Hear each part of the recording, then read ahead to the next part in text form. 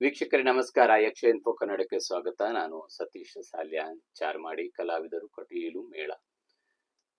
Last time ಒಂದು ವಿಡಿಯೋವನ್ನ ಮಾಡಿದ್ದೆ. ಕಟೀಲಿನಲ್ಲಿ ಮಂಗಳವಾರ 26ನೇ ತಾರೀಕಿಗೆ ಪತ್ತನಾಜೆ ಅಂದ್ರೆ ಕಟೀಲು 7 ಮೇಳಗಳ ಕೊನೆಯ ಸೇವೆಯಟ ಅನ್ನುವಂಥದ್ದು ನಡೀತದೆ. ತದನಂತರ 6 ತಿಂಗಳ ಕಾಲ ಎಲ್ಲಾ 7 ಮೇಳಗಳು ಕೂಡ ವಿಶ್ರಾಂತಿಯನ್ನ ಪಡೆದುಕೊಳ್ತದೆ ಅಂತ ಹೇಳಿ. ಎಸ್, ನಿನ್ನೆ ದಿನ ಕಟೀಲಿನಲ್ಲಿ ಬಹಳಷ್ಟು ವಿಜೃಂಭಣೆಯಿಂದ ಪತ್ತನಾಜೆ ಅಂತ ಹೇಳಿ ಕರೆಯಲ್ಪಡುವಂತಹ ಎಲ್ಲ ಮೇಳಗಳ ಕೊನೆಯ ಸೇವೆಯಾಟ ಅನ್ನುವಂಥದ್ದು ಕಟೀಲಿನಲ್ಲಿ ಅತ್ಯಂತ ವಿಜೃಂಭಣೆಯಿಂದ ನೆರವೇರಿದೆ ಅಂತ ಹೇಳಬಹುದು.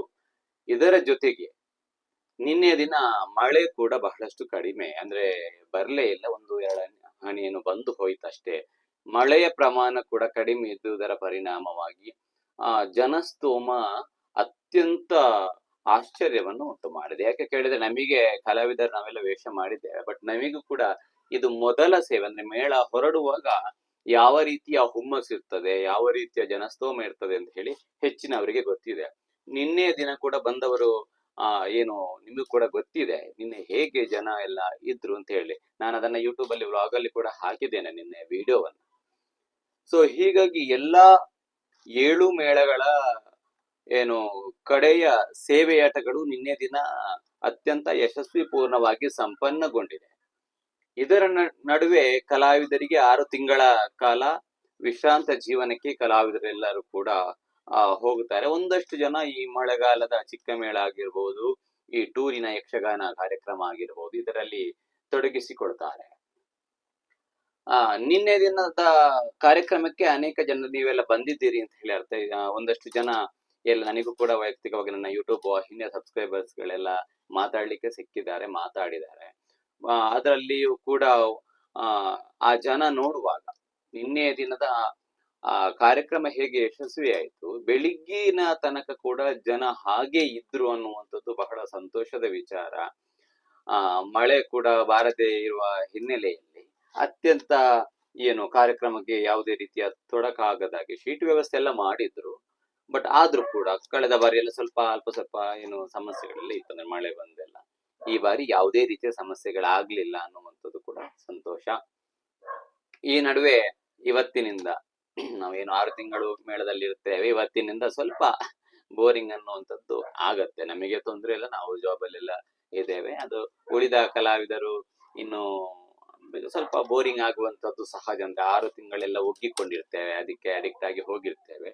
ಸೊ 1 ವಾರದ ಮಟ್ಟಿಗೆ ಸ್ವಲ್ಪ ಬೇಸರ ಅನ್ನುವಂಥದ್ದು ಆಗುತ್ತೆ.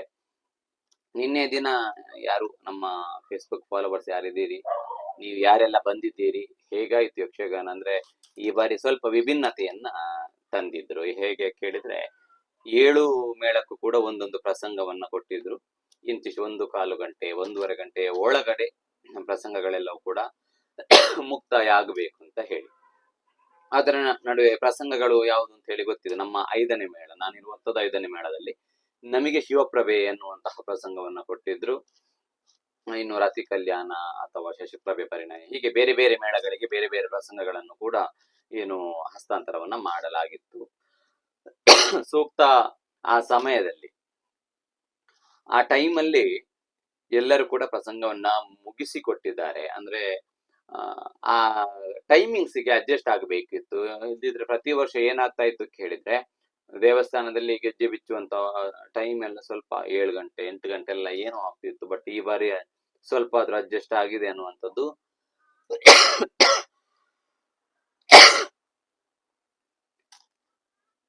ಈ ಬಾರಿ ಸ್ವಲ್ಪ ಆದ್ರೂ ಅಡ್ಜಸ್ಟ್ ಆಗಿದೆ ಅನ್ನುವಂಥದ್ದು. ಅಂದ್ರೆ ಯಾವಾಗ ಪ್ರತಿ ಮೇಳಗಳಿಗೂ ಇಂತಿಷ್ಟು ಸಮಯದ ಒಳಗಡೆ ಮುಕ್ತಾಯ ಆಗಬೇಕು ಅಂತ ಹೇಳಿ ಕೊಟ್ಟಿದ್ರು.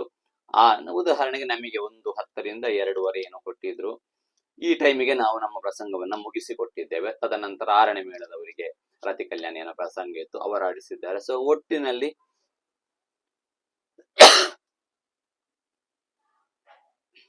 ಒಟ್ಟಿನಲ್ಲಿ ನಿನ್ನೆಯ ದಿನದ ಕಾರ್ಯಕ್ರಮ ಅತ್ಯಂತ ಯಶಸ್ವಿಯಾಗಿದೆ ಎನ್ನುವಂಥದ್ದನ್ನ ಹೇಳುವುದಕ್ಕೆ ಬಹಳ ಸಂತೋಷ ಆಗತ್ತೆ.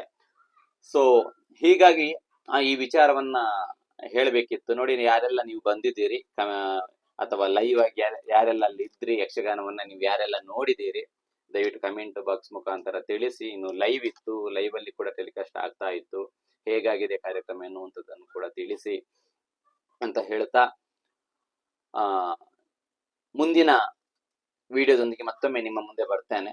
ಯಾರೆಲ್ಲ ನಮ್ಮ ವಾಹಿನಿಯನ್ನ ಫಾಲೋ ಮಾಡಲಿಲ್ಲ ದಯವಿಟ್ಟು ಫಾಲೋ ಮಾಡಿ. ಮತ್ತಷ್ಟು ವಿಡಿಯೋಗಳೊಂದಿಗೆ ಖಂಡಿತವಾಗಿಯೂ ನಿಮ್ಮನ್ನ ರಂಜಿಸ್ತೇನೆ ಅಂತ ಹೇಳ್ತಾ ನಮ್ಮ ಯೂಟ್ಯೂಬ್ ವಾಹಿನಿ ಕೂಡ ಇದೆ, ಇದನ್ನು ಕೂಡ ಸಬ್ಸ್ಕ್ರೈಬ್ ಮಾಡಿ. ಇದು ಯಕ್ಷ ಇನ್ಫೋ ಕನ್ನಡ. ನಾನು ನಿಮ್ಮ ಸತೀಶ್ ಸಾಲ್ಯಾನ್ ಚಾರ್ಮಾಡಿ. ಮುಂದಿನ ವಿಡಿಯೋದಲ್ಲಿ ಸಿಗ್ತೇನೆ. ನಮಸ್ಕಾರ.